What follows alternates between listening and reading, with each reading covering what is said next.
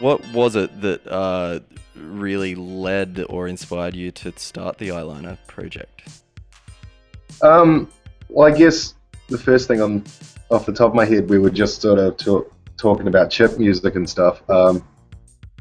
I'd had this idea to kind of do music that was based around one piece of gear, more or less, as in the terms of that chip music, which I've done as well with my other projects, explores kind of the mediality of um, one piece of gear, or in this case, one plugin called WaveStation VST. That's how it kind of the original seed of it was sort of planted. But then at the same time, I got into it was kind of before it was called Vaporwave, the Computer Dreams record, the one on Beer on the Rug. Yep. And I thought about this idea about making like whatever they were doing, using to make these kind of like corporate type infomercial music, eco jams, kind of doing that from scratch. Yeah. I guess was the original idea. But yeah, the first Eyeliner record I just made it like just for fun over 3 weeks, and it was all basically built on material that I'd used to start that I was working on for Disaster Radio stuff, which is my main project. But it's been kind of weird because it's been a kind of weird long story. Because I was doing Disaster Radio and I injured my knee on stage, so I had to sort of Eyeliner came in to help let me still perform because I could perform sitting down, doing this kind of like bummer thing with all this Ableton stuff and doing this kind of anti clip launch thing with video. Yeah. So yeah, it's been the technically it's one piece of gear. Aesthetically, it's kind of echo jams from scratch, and I guess process wise, it's me having a knee injury. Yeah.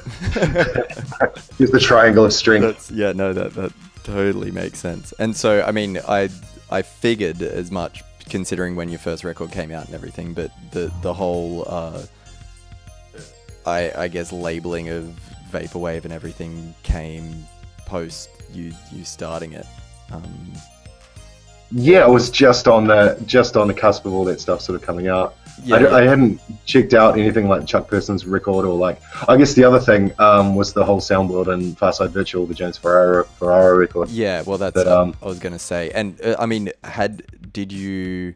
Because there's also mention of the innovative communications. Yeah, releases. totally. So was that something you were actually like listening to and getting into back then as well? Well, weirdly enough, I played a show as Disaster Radio in like 2007, and they had this, they had like a dress-up competition. It was for the university, and the booby prize was a stack of New Age CDs that got that this record store donated to the student union, and there was like the guy Jeffrey Clarkson, the Dolphin music guy from Auckland, and a Dancing Fantasy album and all this stuff, and I'd ripped all those CDs and was listening to it like kind of on and off. But yeah, it wasn't until I found all their catalog on Spotify, because it's all of their stuff is on there, which has been amazing because you know all the stuff ended up on CD, and of course no one's sort of preserving anything on CD. So I actually only today I work in an office, and today I had basically it was Megabyte and Software, all their releases on Innovative Communications, just like playing through as I'm sitting there, you know, in my office job, and it felt it's so perfect, yeah. And that's there was another thing that because I'm real good friends with Fraser Austin, who runs Crystal Magic, and before Vaporwave came out and everything else, we were getting transfixed on this idea of kind of lobbies in terms of like sort of transitional nowhere space between two spaces, and this kind of like, I don't know what this weird sort of vibe we were sort of talking about. I don't know, like we would just trade pictures of like computer generated architecture and stuff, and just be like on this kind of like, I don't know, it's not sort of sarcastic, but it's not sort of genuine, but it's sort of, I guess all these sort of vibes from Vaporwave that we were sort of thinking about ended up, you know, being kind of consolidated into that. But yeah, we were going on about that for years. It was like this kind of, you know, earnestly making kind of wallpaper music I don't know, in a way, but sort of not in a way. I don't know, it's hard to sort of get at. But that's what I like about it. You know, there's no like great grand intention with any of the Vaporwave stuff.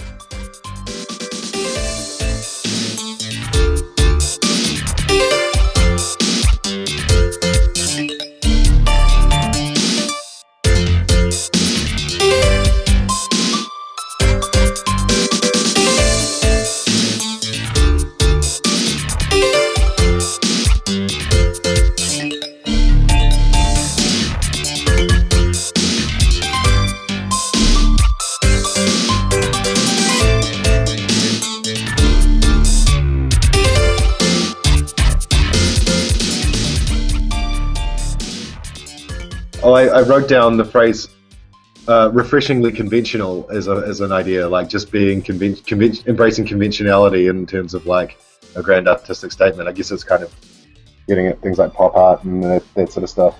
Yeah. But yeah. These are the things I think about in the shower.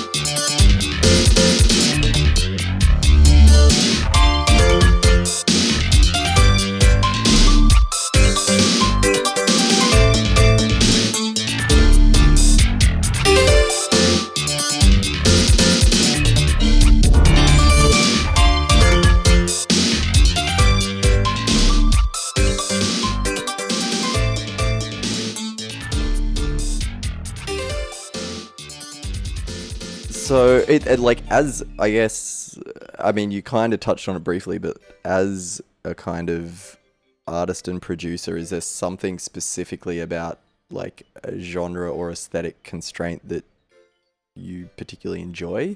Yeah, totally. Like just knowing the sort of terms of engagement with a genre, and you know, not knowing the parameters and the kind of the boundary lines for everything is like way good. Like, as in terms of like genre being like a preset, you know, you only have to think so much until you start doing, which is something that really liberated me from like you know, sort of, I guess, you know, with certainly with the last eyeliner record, I was like, oh, nothing's too sort of cheesy, you know. It's like there's points where it gets kind of like trying to make it sort of genuinely uplifting, but then also just fulfilling that kind of same chord structure that people would use for all that sort of, you know, thing. Yeah. But yeah, the whole thing with Eyeliner is there are a lot of presets on that album. There's a lot of like preset effects processes, like heaps of digital maximizers of presets and stuff that I'm using just so I can write it and get it out quick. Yeah. In terms of like not slaving, because of the Disaster Radio stuff, like I'm sort of having a big look at my process in terms of that, because there's songs on my hard drive that are 6 or 7 years old that I'm still working on, and it's just like getting this avalanche of archaeology back through like all these moments where I've been working on the song. It just drives me insane. So yeah, fulfilling a genre is a really pleasing process, and it's kind of it's liberating in the sense that you only have to do so much more work from there, you know. Yeah. I mean, you could probably get into a deeper discussion about that, which I don't know if I want to do, but like go for it. It's a difference between aesthetics and genre. Like, really, in terms of something like Vaporwave and a lot of these newer ones, there's not really a genre guideline beyond the aesthetic in this case. For me, it's almost not even just a sound. Like, oh yeah, right. It's an ambiguity. Yeah, it's just like when I've explained it to people, it's just been like, oh, it's just this general, and then it's kind of, you know, you describe the concepts and aesthetics that surround it. So like imagery and all that stuff actually comes into it, as it's almost easier to describe the surrounding aesthetic than the actual sound. Yeah, totally.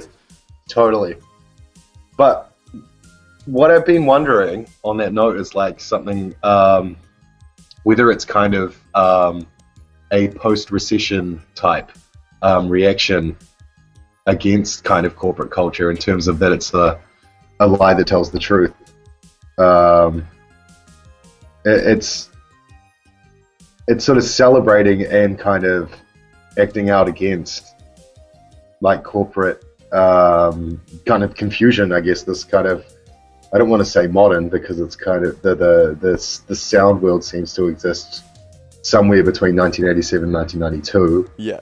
But in terms of the like, it seems to be uplifting and also treading down on this kind of corporate vibe.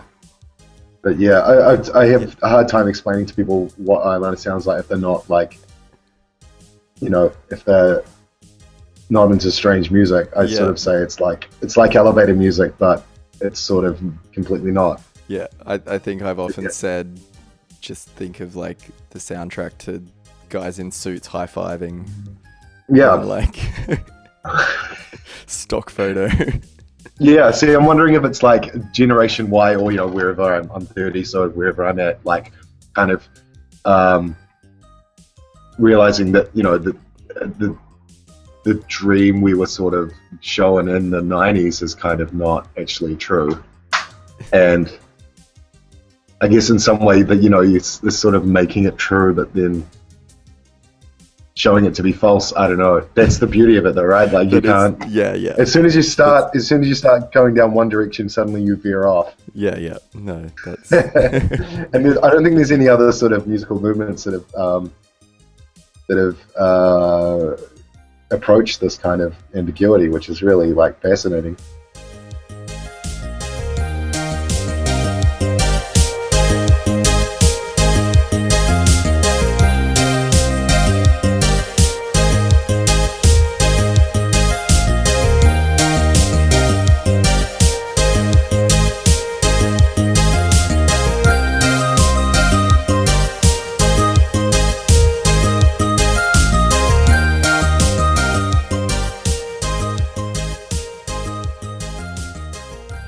There's some stuff that's been written about the whole kind of observer effect. Did you like read certain like articles and things like that, and did that affect the way that you like approached writing new material? Well, I told Adam Harper this, and it's like when I read his, he did a thing on irony, and he compared what I was doing to Peter Serafinowicz's Brian Butterfield sketches, with him doing the crazy diets and the sports restaurant and all these kind of like. He's the guy who does Look Around You. I don't know if you've seen that show. Yeah. No, definitely. I'm on the same page. I know. In terms of like, I saw someone sort of get it and write about it, and then I was like, well, how am I going to take that further? And that's why with the new record, I was trying to be a little more, maybe a little bit more deadpan, a little bit more invested into the kind of genre, and being a little bit more sort of technically minded to make it sound more legitimate and sort of more deadpan. But I like the press around it. I think it's cool. I saw some mention of like Vaporwave, all this kind of stuff. I don't know who comes under that banner, but Well, I like, because I don't know how even true some of the stuff about the whole, I can't remember where it is. There's like I think it's Chicago Reader or something, article specifically referencing like Vaporwave and observer effect, and the fact that like once a bunch of these articles came out and it became more widespread, a lot of people that were doing it all kind of flocked to leave it because of the whole, I guess, supposed Vaporwave type. Yeah. The fact that now that everyone's doing it, no one should do it, kind of. Yeah. But then I guess, I mean, my position on that will be like, I don't think everyone's doing it, you know. Yeah. Exactly. And I think it's kind of, I would want to see something, I would like to see someone use Vaporwave at like a fashion show or something, you know. It's a kind of, I mean, you know, any aesthetic's going to date, anything's going to get killed soon enough, but like, yeah. I like the idea that people are going to sort of take stuff and run with it. Is there any specific new music you're listening to at the moment? I'm listening to a lot of Steve Reich, actually, because I want to do like the next Eyeliner record, the working title is Pictionary, and I'm going to do this kind of sort of kitsch Philip Glass, sort of Steve Reich stuff, but with the same kind of sound palette, but like getting into the kind of early 70s kind of art music cliches, or this, the American minimalist stuff that's sort of influenced by, I guess, computer music sequencing, whatever, for me anyway. To try to do like a bit more of a sort of cerebral ambient album with no drums. But at the same time, I got to do a New Disaster Radio record because I haven't done one in 4 years. So.